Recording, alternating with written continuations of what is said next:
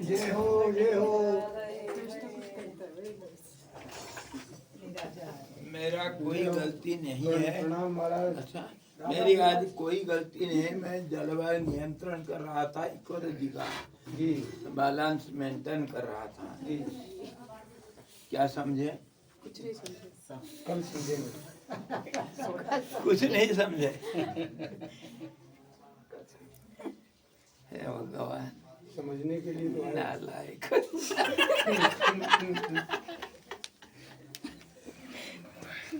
Late के लिए मैं तो कान पकड़ रहा हूँ 5-7 बार।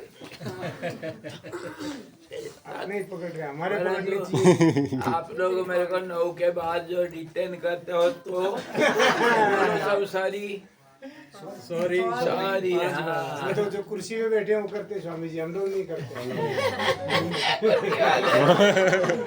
ओ कुर्सी वाले, ओ बांसुरी वाले, ओ मुरली वाले, तेरी मुरली का नजारा है, तेरी मुरली का नजारा है। बाद में अभी आज का जलवायु नियंत्रण समझ नहीं पाए क्या यार? खोल करके बताऊंगा। पेशाब करना, जल का नियंत्रण करना, बात मारना, वायु का नियंत्रण करना, क्या यार? इतना खोल करके बोलना पड़ता है तुमको, इतना समझ में नहीं आता है। शुद्ध भाषा में बोलता हूँ। शुद्ध समझ में नहीं आता। स्वामी ये ठेठ है, एकदम ठेठ भाषा है, है? एकदम ठेठ भाषा है। पहले तो सुना ना, इसीलिए जलवायु नियंत्रण नहीं करेंगे तो अकाल पड़ जाएगा। हाँ जी। चलो आज का सद्गुरु भगवान की जय, बजरंगबली की जय, सच्चिदानंद भगवान की जय। जी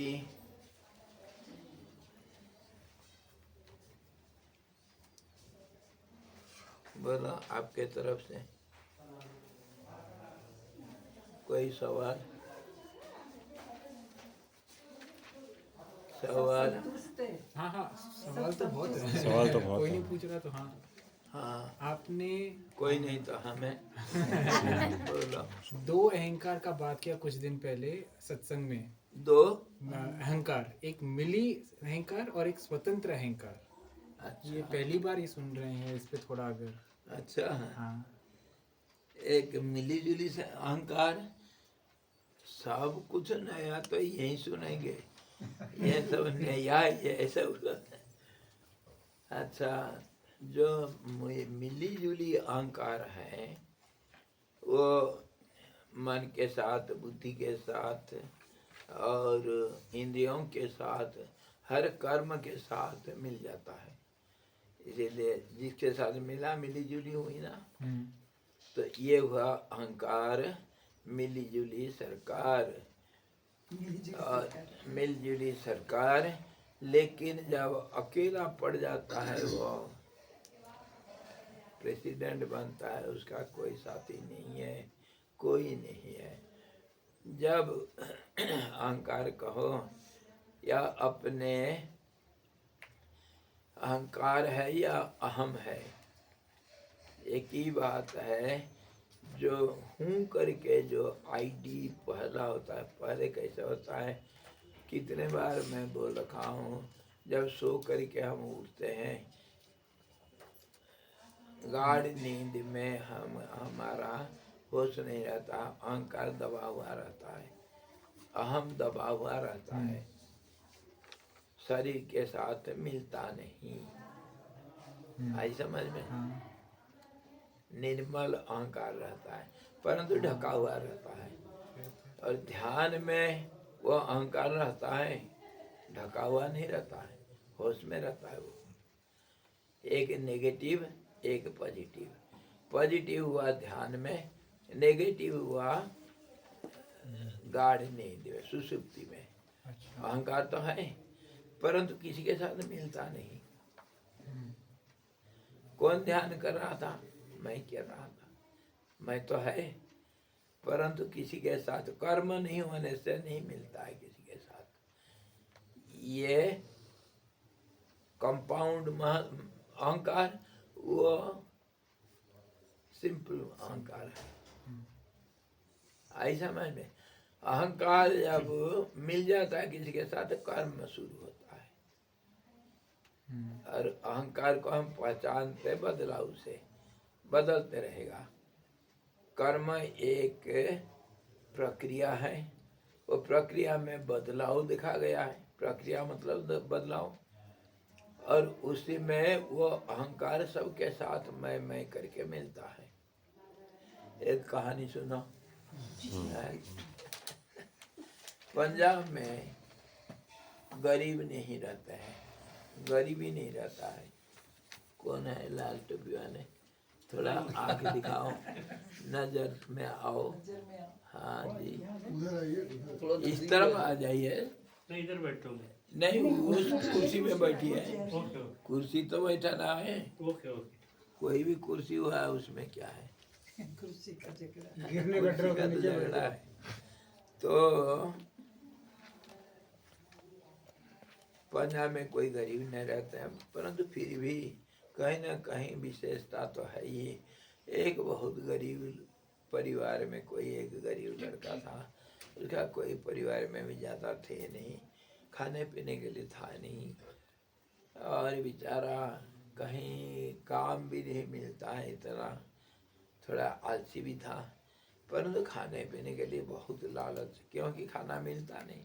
जिसको नहीं मिलता है उसका तो हाई हाई मचा हुआ रहता है, कहीं कुछ मिल जाता खा लेता।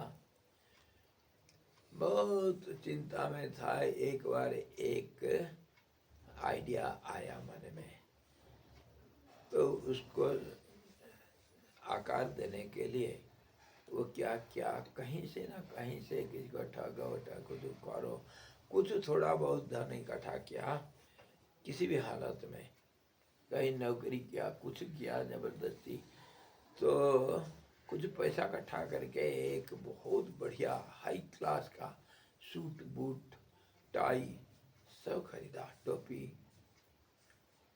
रंग ढंग का हैट, ऐसा सब बना करके एक, और टान करके थोड़ा मेकअप करके स्नो पाउडर लगा करके आए, बन गया जेंटलमैन। टाई लगा के बन गए जनाब हीरो। तो बन करके देखा दर्पण, अरे मेरे को, मैं तो जेंटलमैन हूँ। तब फिर क्या किया हुआ, देखा जा करके कहीं पंजाब में तो ये सब चलता रहता, खाना पीना। कहीं उधर क्या हुआ, दरगाह में, कहीं क्या होता है पंजाबियों को, गुरुद्वार में, कहीं भी जाओ खाना पीना हर जगह पर। और कहीं शादी, कहीं किसी का और कुछ बच्चों का कुछ संस्कार हो रहा है, कहीं कीर्तन हो रहा है, कोई जागरण हो रहा है, सब चलता रहता है। और खूब खाना पीना, खाने पीने की कमी नहीं उधर। कोई बात चांस ये कमा हो गया गरीब तो क्या करे। तो वह जब जेंटलमैन बन गया तो कहीं शादी में चला गया। शादी में जाकर उसको कोई नहीं जानता है। Hello, how are you? हाँ, अच्छा, बाल बच्चे ठीक है ना? आप पहचानते नहीं मेरे को? वहाँ मिले थे ना? अरे भूल गए, कोई बात नहीं, कोई बात नहीं। अच्छा, बाल बच्चे ठीक है ना? भाभी जी कैसे हैं? ठीक है? अच्छा अच्छा, हाँ। अरे देखो, ये घड़ी के नीचे इसको लगा दिए। मैं कहा था उनको इधर ऐसा ठीक नहीं लगता, उधर एक इधर एक, इधर कहाँ गया है? कोई बात नहीं, कोई बातें सुनते नहीं। अच्छा, उधर जा करके हाथ हिलाना। अच्छा, अरे इधर ये किताब वगैरह के दिए, इधर कोई रखना, अरे उधर रखना चाहिए, बाहर रखना चाहिए। सुनते नहीं, क्या करें। चलो कोई बात नहीं, आज दुनिया ऐसे हो गया। हाँ ये तो ठीक है।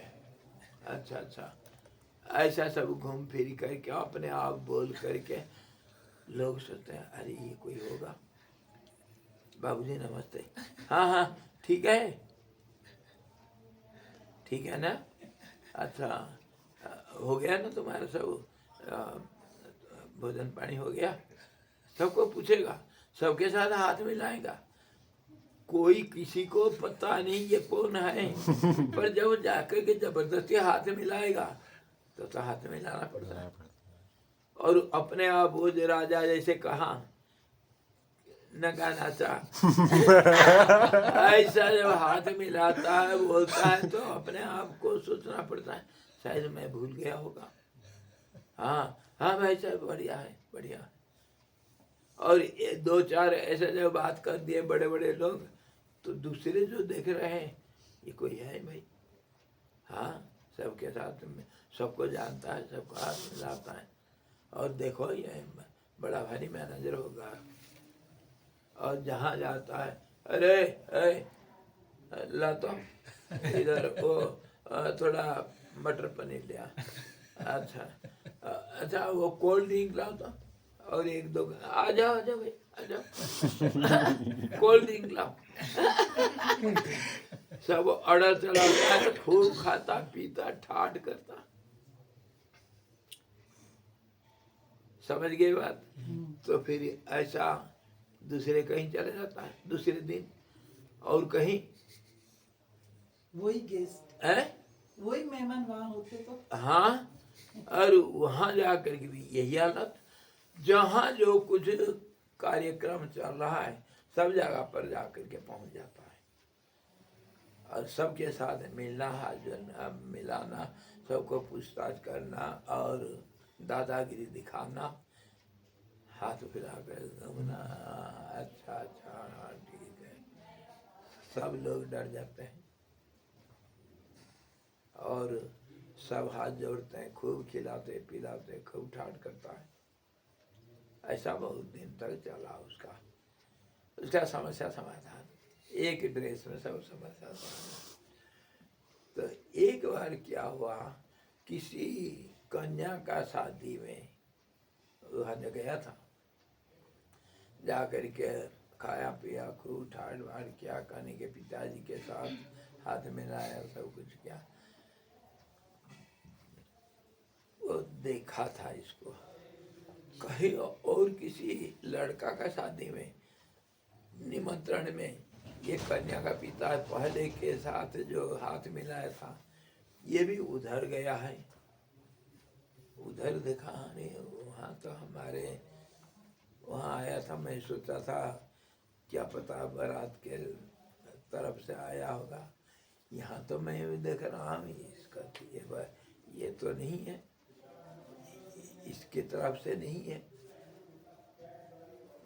शंका हो गया उसका, शंका हो गया जब और कहीं एक तीसरा बार वही आदमी कन्या का पिताजी पहला बार एक शंका हुआ, दूसरे बार शंका हुआ, तीसरे जगह पर देखा यही आदमी है।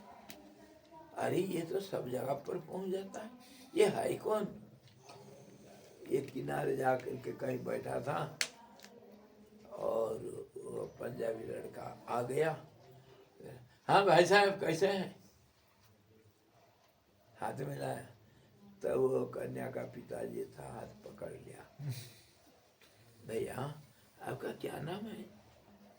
अरे हाँ हाँ मैं आ रहा हूँ, समझ गया, आ रहा हूँ भाई साहब, आता हूँ मैं। कहाँ जा रहे हो, कौन तुमको बुला रहा है, बोलो तुम हो कौन।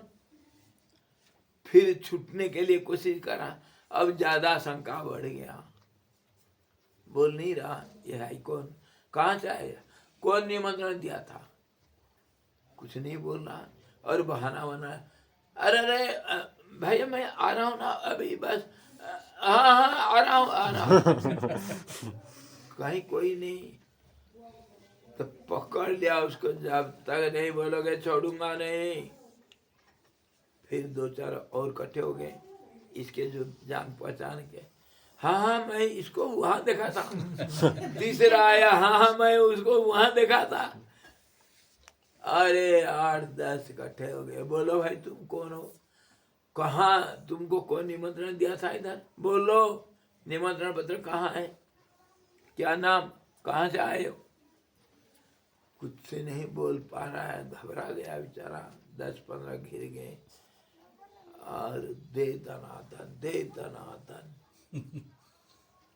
जब मार खाया खूब डट करके, खूब मार करके, साला चोर है, साला डकैत है, ये सब जगह जाता है। साहब छोड़ दो भाई, छोड़ दो, मैं सच बोल दूंगा। छोड़ दो मेरे को, मैं डकैत नहीं, मैं चोर नहीं, मैं बोलता हूँ, छोड़ दो। किसी भी हालत में मार मार करके उसका हड्डी पसीना बना करके फिर छोड़े, बोल सच। बेचारा बोल दिया मैं ऐसा हूँ। फिर कभी नहीं आना, नहीं आऊंगा। तब से गया तो गया। ये जो पंजाबी लड़का, ये अहंकार है, आई समझ में। ये सबके साथ मिल के सबके साथ हाथ मिलाता है, और कहीं की नहीं, इसका माँ बाप कोई है ही नहीं इधर। कहाँ से पैदा हुआ, कोई नहीं है इसका माँ बाप। और मन के साथ, हाँ भाई ठीक है ना, चलो चलो वो काम करेंगे। मैं क्या ये काम। हाथ के साथ मिल जाता है, हाँ मैं क्या, आँख के साथ मैं दिखाऊं, हाँ मैं दिखाऊं, सबके साथ मिल जाता है। और कभी अगर विवेक रूपी वो माँ कन्या का बाप मिल गया और 2-3 इकट्ठे हो गए विचार, तब फिर इसको ऐसा मार पड़ती ना, इसका दादी नानी याद आती है। ये फिर लौट करके नहीं आता, समझे, पकड़ा जाना चाहिए। तो कहने का मतलब वो जो अहंकार था, एक तो ऐसा मिली जुली सरकारी, ये पंचायत, और ये क्या कहते हैं, मिली जुली अहंकार है, बदलता हुआ सबके साथ। और जो दूसरा अहंकार होता है वो स्थिर रूप से जो रहता है, अहम तो है। उसका उदाहरण जैसे गाड़ी का मैं दिया, गाड़ी तेजी से चला रहे हो, अचानक अगर ब्रेक लगाते हो तो गाड़ी तो रुकेगा, लेकिन मोमेंटम नहीं रुका। मोमेंटम चुप से हाय, अगर ब्रेक छोड़ दोगे फिर चलेगा गाड़ी। देर तक अगर ब्रेक लगा के रखोगे तो मोमेंटम खत्म हो जाएगा, है ना। इसी प्रकार ये अहंकार स्थिर तो रहता है, ब्रेक लगा हुआ है, ले और मिली जुली नहीं, गति नहीं है इसमें, लेकिन है। और ये ज्यादा देर तक रह जाएगा तो फिर खत्म हो जाता है, समझे। दो किस्म के अहंकार, हर चीज में 2 किस्म, हर चीज में। आई समझ में क्या गई? और स्वामी जी, व्यावहारिक जीवन में पुरुषार्थ को बलवान कैसे करें? हाँ, कैसे करेंगे भाई? एक तो आपने मिलर एपा की कहानी बताई थी कि जितना त्याग करोगे जितना दोगे उतना मिलेगा, और जितना गुरु दक्षिणा मतलब उतना, जितना त्याग कर पाओगे उतना ही मिलेगा। तो इसको पुरुषार्थ को कैसे स्ट्रॉन्ग बनाया जाए? ये पुरुषार्थ कमजोर है क्यों? पहला उसका कारण देखो। कारण है हमारे बहुत पुरानी लॉन्ग स्टैंडिंग हैबिट के कारण, जन्म जन्म से जो हमारा अभ्यास से हम जो वर्तमान में जो हमारा व्यक्तित्व बना है, ये हमारे अनंत काल से बना हुआ जो अभ्यास के कारण, वही अभ्यास तो चित्त के अंदर संस्कार के रूप में रहता है? तो ये जो अभ्यास है, यही हमारा चरित्र भी है, यही हमारा व्यक्तित्व है, और इसी के एक मोमेंटम से हम सारा जिंदगी चलते हैं, और इसी में हमारा प्रारब्ध है। इसी के कारण हमारा पुरुषार्थ जो नया कुछ कर्म करने के लिए हमको ताकत नहीं मिलता है ना।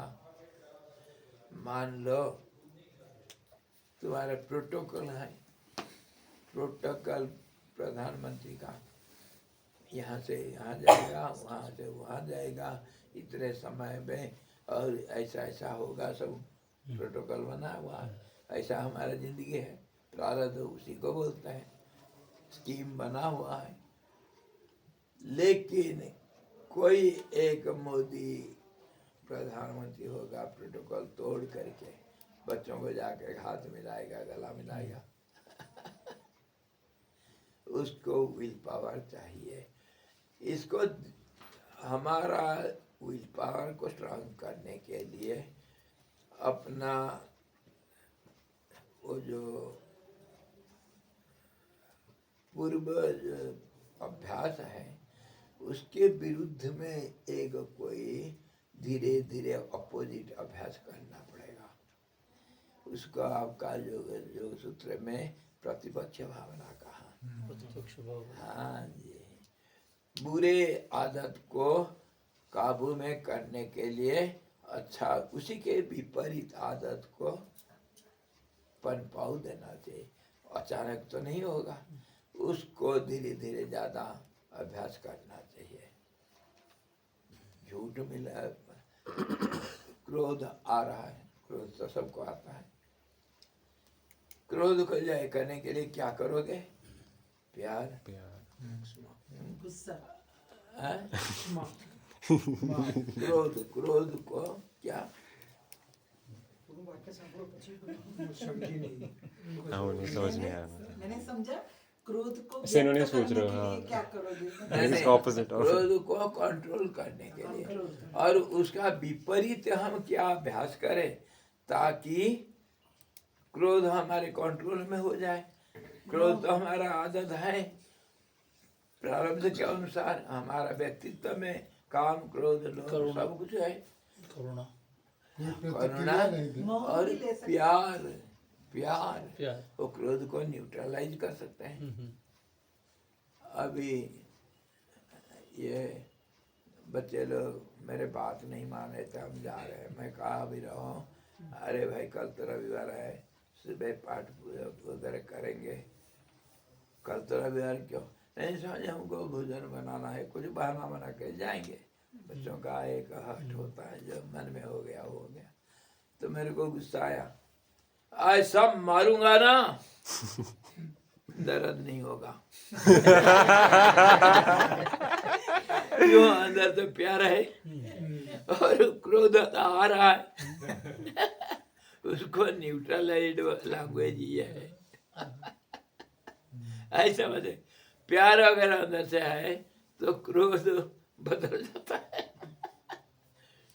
और पकड़ के दो लगाऊंगा, तेरी के गुस्सा तो आ रहा है, मारूंगा, पर प्यार है, इसको दर्द नहीं होना चाहिए।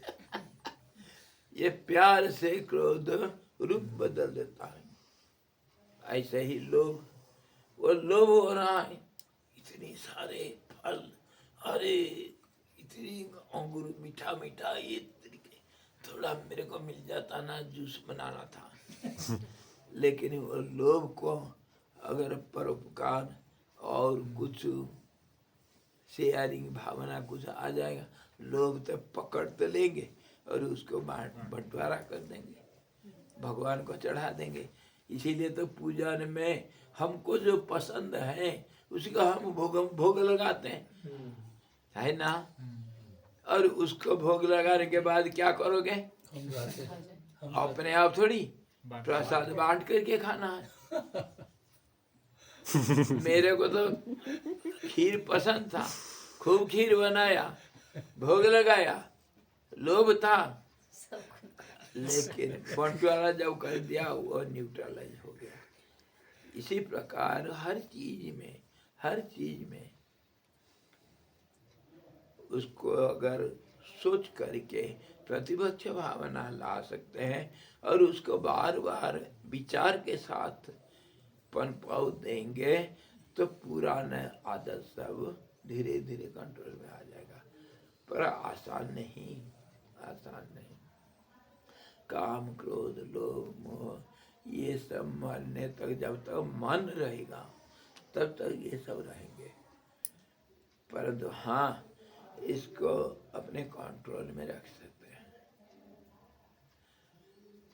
देखना, इंद्रियों के ना घोड़े भगे, रात दिन इनको संयम के घोड़े लगे। यम नियम को दिन रात अभ्यास करना पड़ेगा, तभी तो ये संयम में रहेंगे। नहीं तो ये तो कहीं भी जाएंगे। देखने के लिए बहुत मजा आता है, सुनने के लिए कितना सिनेमा गाना कितना सुंदर है, मैं सुनता हूँ। दिल गलती कर बैठा है, गलती कर बैठा है दिल, बोल हमारा क्या होगा। ये तो सिनेमा गाना है, लड़का लड़कियों के दोनों के आपस में प्यार का गाना है। मुझे बहुत अच्छा लगा, सुना। दिल गलती कर बैठा है, गलती कर बैठा है। पहले तो ये मैं कसम खाया था मेरे दिल को किसी को नहीं दूंगा, पर तेरा जो नजर देख करके मैं तो गल गया, और अब तो तू जो कहेगी वो मैं कर लूंगा। ये प्रकृति के साथ जुटाओ करो तो, मिलाओ तो, हाँ। मैं तो स्वतंत्र था और तेरे ये चक्कर में फंस गया है। गलती कर दिया हूँ, ये शरीर को अपना मान दिया हूँ। अब तो गलती कर दिया हूँ, अब क्या करूँ? अब मिली जुली सरकार। समझ बूझ करके अभी प्रकृति का साथ दूंगा, और मेरे समझ में आए प्रकृति मेरे को बस में करके सब कुछ कर रहती है, ये मेरे को समझ में आ गया तो दिल ले लिया तो कोई बात नहीं। इसी को हर चीज का अलग अलग अर्थ है। तो सुनने के लिए दिल तो करता है, ये बड़ा सुंदर गाना और बड़ा सुंदर ढंग से वो गाया था, सुना हूँ, खुद भी गाऊंगा, लेकिन अर्थ को मन को और कहीं लगा दें तो वो आदत बदल जाएगा। हाँ? चली चली रे पतंग मेरी चली रे है कि नहीं? ये सब सिनेमा गाना सुनने के लिए तो बहुत अच्छा लगता है। वो कोई लड़का लड़कियों का गाना है ये चली चली रे पतंग मेरी चली रे, पर यहाँ अपना तो पतंग कौन है? मन है। जा, लेकिन तेरा डोरी मेरे हाथ में तू कहाँ जाएगा? तो इसी प्रकार हम हमेशा अगर सजग हैं, विचारवान हैं, तो इंद्रिया तो जाएंगे परंतु काबू में रहेंगे। आई समझ में? इसी प्रकार हमारा धीरे धीरे, अचानक तो कुछ नहीं होगा, धीरे धीरे धीरज के साथ और संयम के साथ लगातार प्रयास करेंगे तो हमारे हुनर बढ़ेगा, हमारे विल पावर बढ़ेगा, समझ बढ़ जाएगा। फिर ये जो प्रारब्ध को कमजोर पड़ जाएगा, हम उसके छाती में बैठ के मारेंगे एक मुक्का। समय आएगा। प्रयास जारी है लगातार, और फिर छोड़ना नहीं, लगातार विश्वास रखो, धीरज रखो और लगे रहो इंडिया, तब कुछ ना कुछ जरूर हासिल होगा। और गारंटी कार्ड है तुम्हारे साथ मोदी का, गारंटी का भी गारंटी क्या है? नहीं कच्चे दे कल्याण कृत दुर्गति दात गच्छति, एक वारंटी कार्ड। कुछ किया वो कभी नहीं जाएगा, नष्ट नहीं होगा, नष्ट नहीं होगा। अरे अच्छा क्या, बुरा भी नष्ट तो नहीं होता है, कोई नष्ट नहीं होने वाले। इसलिए अगर अच्छा कर्म कुछ करते हो, इसका फल अवश्य एवं मिलेगा, ये विश्वास रखो और लगे रहो, करते चलो। इसीलिए इसके लिए इसको सजग रखने के लिए, लगातार करने के लिए कहा गया। सत्संग के बिना कुछ नहीं, सत्संग लगातार करते रहना। जरूरत नहीं शिवानदास में आकर के योग वसिष्ठ क्लास में बैठना, परंतु सत्संग कितने किस्म के, भगवान का भजन सुने, या नहीं तो कोई लेक्चर रिकॉर्ड सुने, या नहीं तो कोई किताब पढ़े, नहीं तो जप किए, नहीं तो कहीं पूजा पाठ में लगे, वो सत्संग है। नहीं तो दो चार साथी मिल करके कुछ चर्चा करे, सत्संग अपने आप कर सकते हैं हम। इसी प्रकार सत्संग को कभी नहीं छोड़ना। ये सत्संग है लोहे का किला, इसके अंदर दुश्मन कभी साहस करके घुस नहीं सकता है। एक और कहानी है, एक बार कहीं पर दो राजा के अंदर झगड़ा चला। स्वाभाविक है, देश देश में झगड़ा होता है, और झगड़ा होता तो भयंकर लड़ाई हुई। एक राजा तो जीतना था, एक हारेगा, और जो हार गया वो जीतने वाला राजा उसके पीछे पड़ गया, क्योंकि शत्रु को कभी नहीं छोड़ना। तीन, एक शत्रु, एक रोग और एक शत्रु, रोग और आग, ये तीनों को कभी विश्वास नहीं करना, इसको जड़ से खत्म करके तभी छोड़ना, जड़ से खत्म कर। आग में एक चिंगारी रहेगा ना, उसको छोड़ के ही चले जाओ। कहीं हवा चला, कहीं कुछ हुआ, वो कहीं जा करके उड़ करके कहीं गिरा, और सारे जंगल का जंगल खत्म कर देगा एक चिंगारी, भयंकर होता है। और रोग थोड़ा सा कहीं बाकी रह गया, वो फिर धीरे धीरे बढ़ता रहेगा। और दुश्मन को कभी छोड़ दिया तो वो कभी ना कभी बदला लेगा, छोड़ेगा नहीं। इसीलिए शत्रु को पूरा जड़ से खत्म कर देना चाहिए। तो राजा उसका पीछा किया, पीछा करके बहुत नजदीक हो गया है, उसका मार डालूंगा। जंगल में घुस गया वो, और एक भाग रहा है, एक पीछे उसका पीछा कर रहा है। वो हारने वाला राजा भागते भागते जंगल में कहीं दूर जा करके देखा, याज्ञवल्क्य जी 10,000 चेलों को बैठा करके उनका वेद आलोचना चल रहा। वो जो हारा हुआ राजा दूर से देखा, फटाफट अपना ड्रेस उसे फेंका, और दूसरा कुछ धोती धाती कुछ पहन करके ड्रेस बदल करके दौड़ते दौड़ते और बन गया ब्रह्मचारी। और ब्रह्मचारी जा बन करके अंदर जा करके बीच में बैठ गया विद्यार्थियों के। अब क्या होगा? वह आया दुश्मन, दुश्मन को हिम्मत नहीं पड़ रहा, चारों तरफ घूम रहा है, उसको हिम्मत नहीं पड़ रहा है, जा करके बीच से उसको खींच करके मारेगा। जाके बल्कि जी वेद पाठ चल रहा है, उसके अंदर घुसना, अगर वो देख लिए उनका क्रोध आ गया तो राजा बस समझ जाएगा, डरते हैं सब। इसीलिए वो जब तक क्लास पूरा नहीं हुआ तब तक बाहर इंतजारी किया।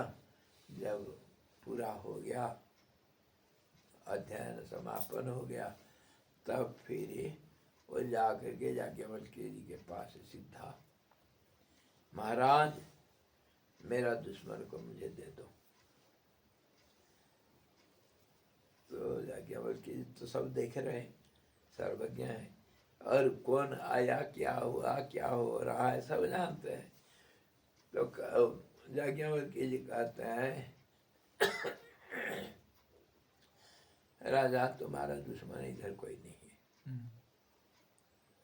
राजा को बहुत गुस्सा चढ़ गया, क्या तुम ब्रह्मज्ञानी महात्मा, अरे तुम झूठ बोलते हो, ये दुनिया जाएगा कहाँ? वो है मेरा दुश्मन, तुम जानते हो और झूठ बोलते हो। तो याज्ञवल्क्य जी बड़े प्यार से बोले, नहीं वो तेरा दुश्मन नहीं। क्या? वो दुश्मन मैं पहचानता हूं उसको। तो याज्ञवल्क्य जी हंस करके कहते, राजा क्रोध शांत करो, समझने के लिए कोशिश करो, मैं झूठ नहीं बोला, जो सत्य का परिभाषा जानते हो? जैसे जिसको जिस ढंग से इंद्रियों ने ग्रहण किया, मतलब जैसे तुम देखा सुना, उसको उसी रूप से व्यक्त करना है सच। राजा का दुश्मन राजा होता है, राजा का दुश्मन कोई ब्रह्मचारी नहीं होता है। मैं ब्रह्मचारी को आते हुआ देखा, उसका मेरा शरण में आया, वो मेरा ब्रह्मचारी है, तुम कुछ नहीं कर सकते, जाओ। सच किसको बोलते हैं? तुम समझता नहीं, अपना ढींगा हकता है सच में। मैं झूठ बोला, तू क्या जानता है सच किसको बोलते हैं? राजा का दुश्मन तो राजा होता है? तुम किसका पीछा किया था?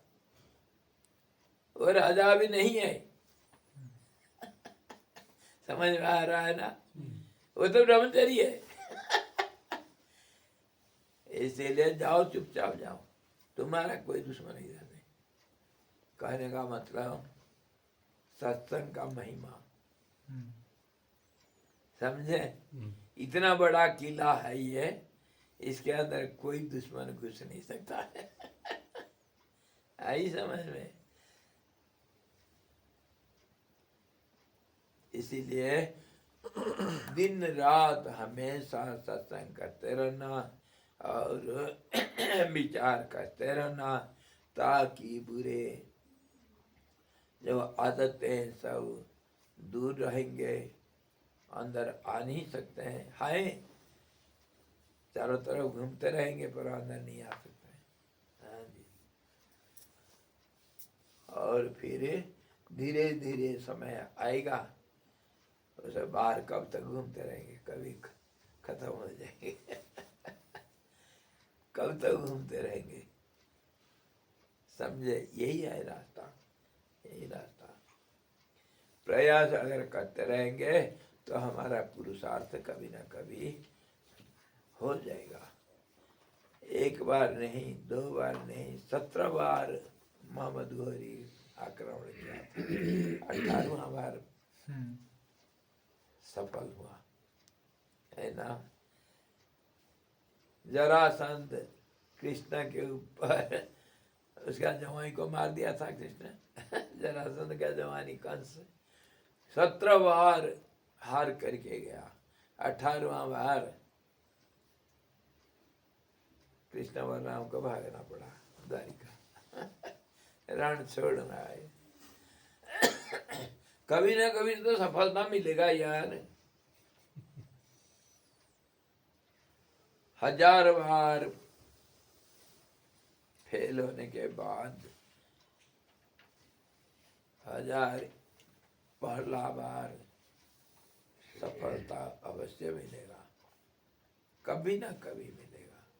इसीलिए धीरज और लगातार प्रयास और सत्संग और अपना पुरुषार्थ की वृद्धि इसमें लगे रहो।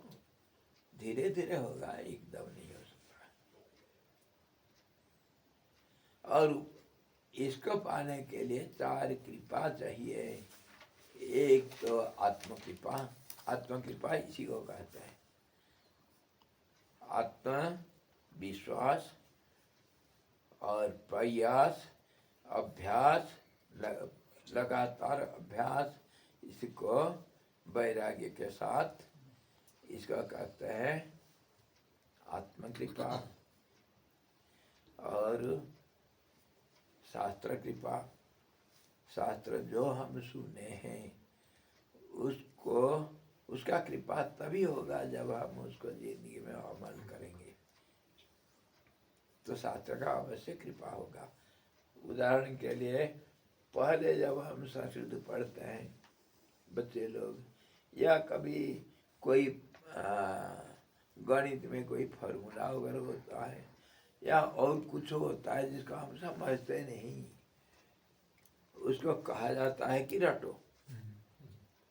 रटो, बाद में समझ में आएगा। और एक कहानी सुनाओ। एक बार क्या हुआ, मैं हाई स्कूल से फिर गया था कॉलेज में, वो एग्रीकल्चर कॉलेज में। एग्रीकल्चर कॉलेज में 43 सब्जेक्ट पढ़ाया जाता है। एग्रीकल्चर जो किसान है उसको सब कुछ जानना चाहिए।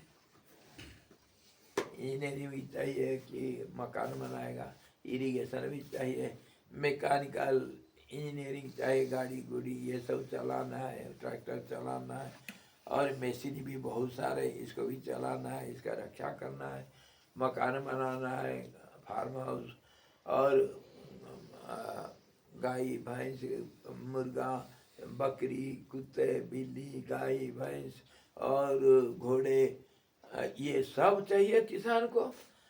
तो फिर इनका रोग व्याधि दूर करना है। तो ये जो क्या,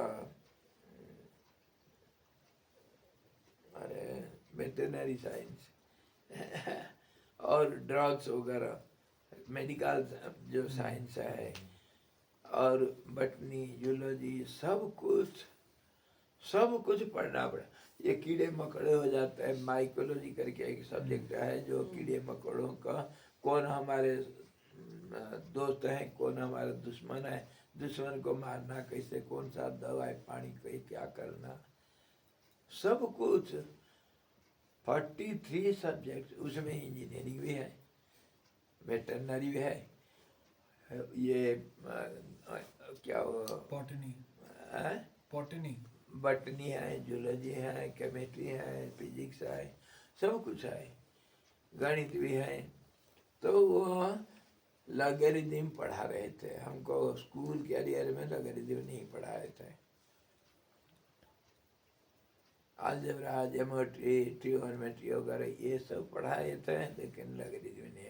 पहला बार लेक्चरर आकर के बोलते हैं log 10 में इक्वल टू 1, इसको मान लो, log 10 इक्वल टू 1 होता है।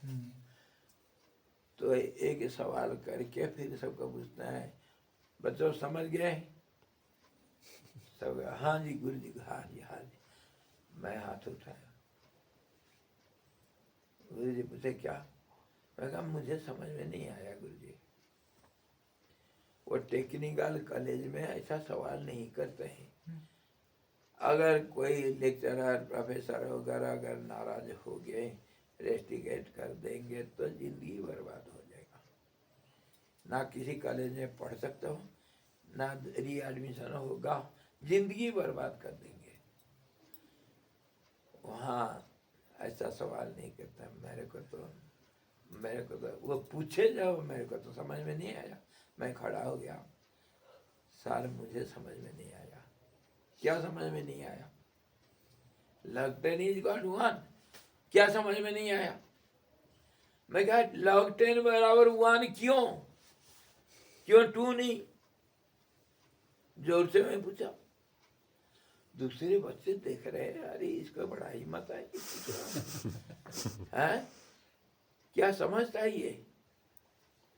पहला मैं के पहला प्यार।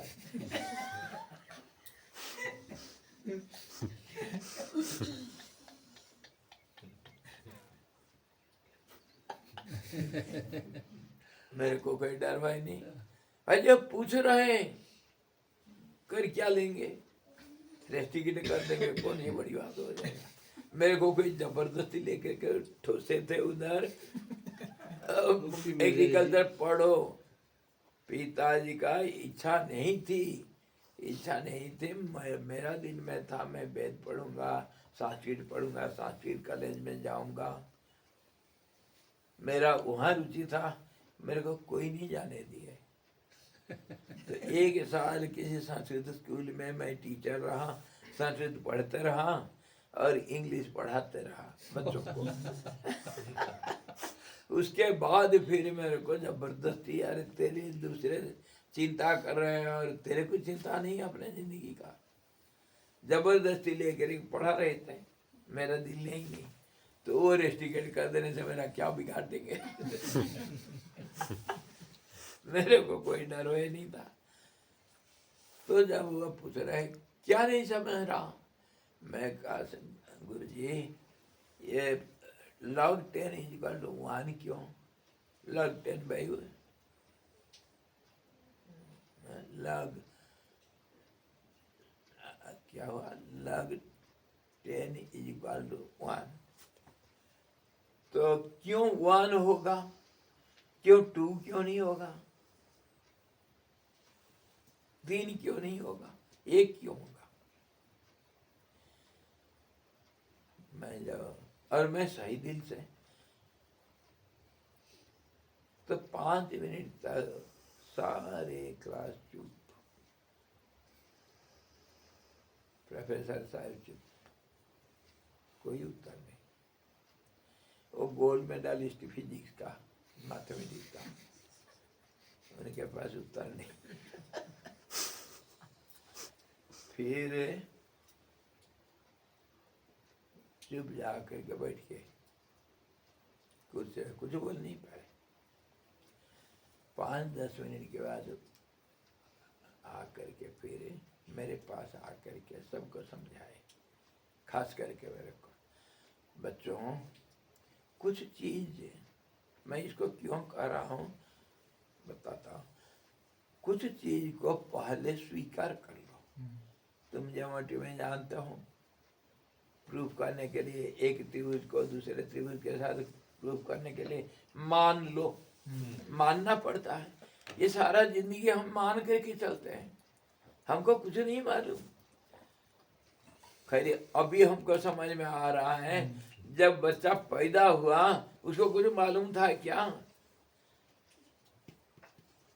तो किसी ने कहा बाबा बोल, बाबा ये तेरा बाबा। बच्चा मान लिया बेचारा, ये तेरे माँ, ये तेरे दीदी, ये तेरे भाई, ये तेरा घर, ये तेरा गांव का नाम ही है, तेरे पोस्ट ऑफिस का नाम ही है। हम मान लिए।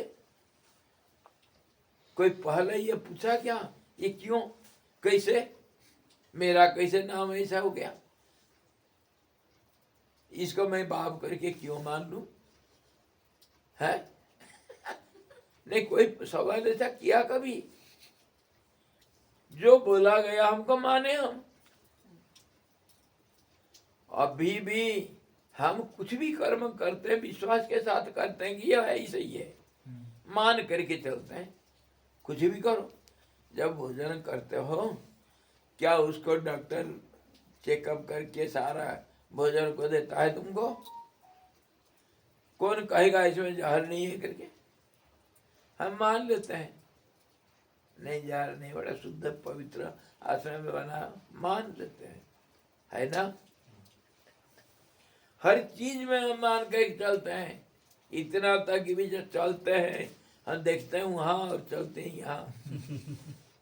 मान लेते हैं कि हमारे देखा हुआ रास्ता पैर को समझ में आएगा, कहाँ पैर पड़ेगा। हर चीज को हम मान के चलते हैं, लेकिन गुरु जी तो इतना तो फिलोसफर नहीं थे, परंतु वे इतना कहा है, बेटा मान लो इसको, और मान करके अगर चलोगे इसका जो नतीजा होगा उसको हम जब तुलना करेंगे तब ये एक नहीं होता तो और क्या हो सकता। उस समय समझ में आएगा कि एक ही होगा तब ये नतीजा ऐसा से होगा, नहीं तो 2 होता 3 होता तो ये नतीजा ऐसा नहीं होगा, ऐसा नहीं हो सकता। इसीलिए पहले मान लो और आगे जा करके माना हुआ को अगर तुम देखते रहोगे तब फिर समझ में आएगा माना हुआ तो ठीक था। और हमें एक उदाहरण देते हैं हमारे तरफ से, वो तो एक इंसिडेंट था, मैं कह रहा हूँ, मानना पड़ता है। आप कहीं जा रहे हैं, कहीं नया रास्ता में, कहीं मान लो आप गंगोत्री नहीं देखे, अब यहाँ से निकल पड़े, क्लास पूरा हो गया, चलो भाई गंगोत्री घूम करके आ जाते हैं। गंगोत्री के रास्ता में यहाँ से 95 किलोमीटर दूर है, यहाँ कितनी अलग अलग रास्ता है। जहाँ 2 बाटा आ गया वहाँ आप कोई अगर नहीं है तो आपको कैसे मालूम होगा कि कौन सा रास्ता गंगोत्री के लिए है। मान लो कोई बच्चा है बैठा है उधर गाय चुंगा रहा, उसको तो कुछ नहीं, वो बड़ा पढ़े लिखे कोई प्रोफेसर नहीं बैठा है कि रास्ता कहाँ जाता है, नक्शा नहीं देख करके कुछ नहीं कहेगा, परंतु लोकल है उसको मालूम है। आप पूछे बेटा ये रास्ता हम मेरे को गंगोत्री जाना है, कहाँ किस रास्ता में जाना है, वो कहेगा कुछ, उसको मानोगे या नहीं? कैसे मान लोगे? विश्वास मानना ही पड़ेगा, कोई है नहीं और कोई है नहीं तो जो बोलेगा उसका मानना पड़ेगा। और मान करके अगर जाओगे उस रास्ता में, गंगोत्री पहुंचने के बाद पता चलेगा ये सही था, है ना। रास्ता में नहीं पता चलेगा, टेंशन रहेगा। हाँ जब लक्ष्य में पहुंच जाएंगे तब पता चलेगा वो है तो अनपढ़ ग्वालवार कोई गंवार लड़का था, लेकिन सही बोला था। पूछोगे तो मानना पड़ेगा, इसीलिए मान करके चलोगे तो हमारा सारे काम बन जाता है। दुनिया ऐसे ही है, मान करके चलते हैं। और मान लेते हैं 9 बज गए, हम मान लेंगे 9 बज गया, अरे मान लेंगे जल्दी पढ़ाए जाने के लिए। तो इसी प्रकार ये सवाल क्यों आया,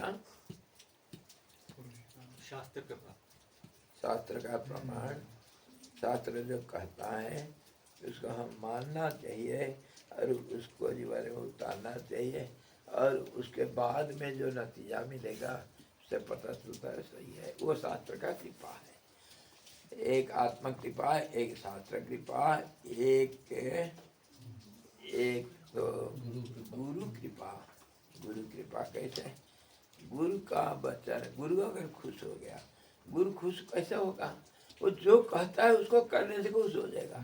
मैं जो कहूँगा, अगर मैं गुरु हूँ चाहे तुम कोई भी हो, तुमको जो कोई बताया तुम अगर उसके अनुसार करा वो खुश होगा।